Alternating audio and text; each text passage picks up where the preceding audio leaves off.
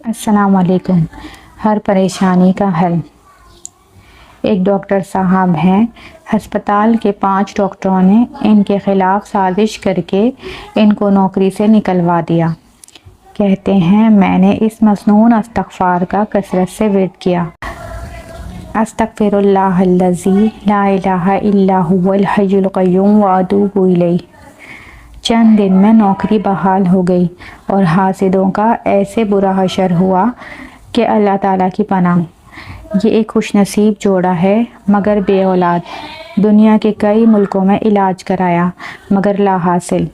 फिर कुरान करीम की वो आयत सुनी जिनमें फरमाया गया है कि इस्तग़फ़ार करो, अल्लाह ताला तुम्हें खूब माल औलाद अता फरमाएगा। सब इलाज बंद और इस्तग़फ़ार शुरू। अब माशाल्लाह इनके 3 बेटे और 4 बेटियां हैं। ये भी इस्तग़फ़ार की बरकत से हैं। ये एक खातून है, खाविंद सुबह शाम गालियाँ बकता, मारता और तज़लील करता। इस मोमिना बंदी ने इस्तग़फ़ार को अपनाया। एक दिन खाविंद ने बहुत मारा। ये इसके जाने के बाद इस्तग़फ़ार करती रही, बेहद गमज़दा और ज़ख्मी दिल के साथ अपने रब से शिकवा नहीं माफ़ी मांगती रही। अचानक से धमाका हुआ और घर में एक जगह से कोई टोना तावीज़ बाहर निकल आया। मालूम हुआ ख़तरनाक जादू था। इसको घर से निकाल दिया। शाम को खाविंद आया तो आते ही बीवी से माफ़िया मांगने लगा और फिर वो ऐसा तब्दील हुआ कि ज़िंदगी ही तब्दील हो गई। ये एक मुसलमान बहन है, चाहती है नेक सालिहा मुजाहिद और अल्लाह अज़्ज़ा वजल का वली खावन मिले। इस्तग़फ़ार का मामूल बनाती है। रोज़ाना 100 बार अस्तग़फ़िरुल्लाहल्लज़ी ला इलाहा इल्ला हुवल हय्युल क़य्यूम व अतूबु इलैह पढ़ती। अब माशाल्लाह शादीशुदा है। आलिम, मुजाहिद और मोहब्बत करने वाला खाविन इसे नसीब हुआ। एक औरत को कैंसर हुआ, इस्तग़फ़ार की कसरत की। जब दोबारा टेस्ट कराया तो बीमारी का नामो निशान ही नहीं रहा।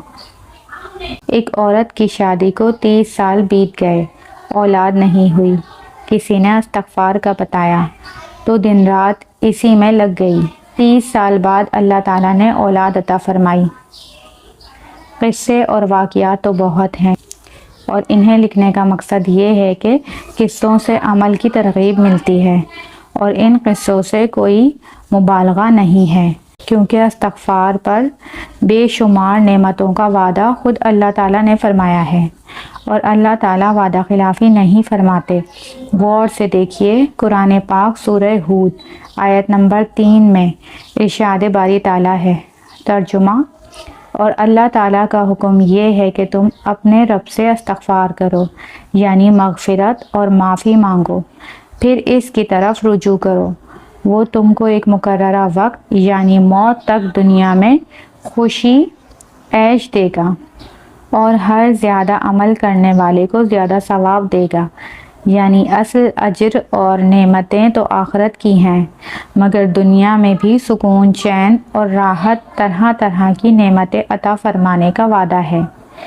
दूसरी जगह इरशाद बारी ताला है, जिसका तर्जुमा ये है, मैंने कहा अपने रब से इस्तग़फ़ार करो यानी माफ़ी मांगो, वो बड़ा माफ़ करने वाला है।